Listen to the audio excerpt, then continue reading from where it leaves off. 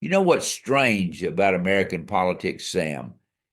The most significant presidential landslide victory in history belonged to a man whose administration would later become synonymous with scandal.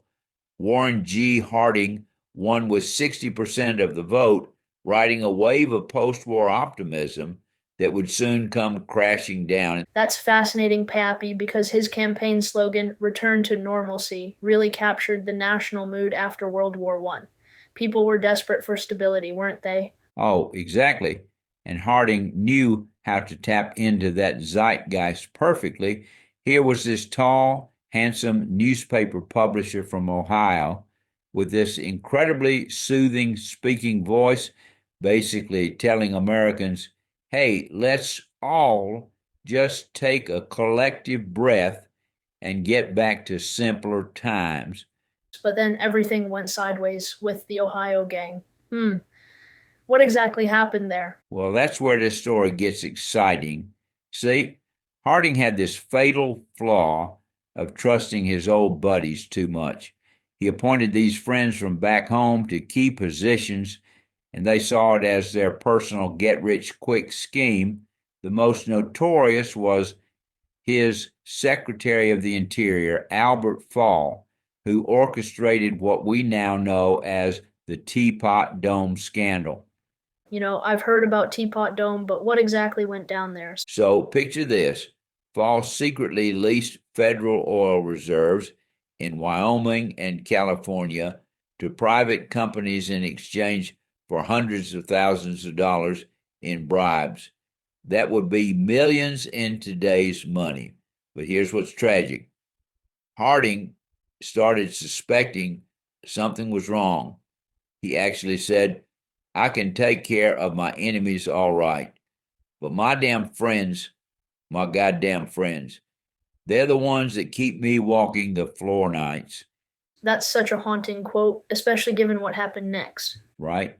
And then he dies suddenly of a heart attack in San Francisco during what he called his voyage of understanding across the country. His wife refuses an autopsy, which, well, you can imagine how that fed into conspiracy theories. But what's really fascinating is how quickly his reputation collapsed after his death. Though, from what I understand, his presidency wasn't all scandals and corruption. Not at all. And this is where history has done Harding a disservice.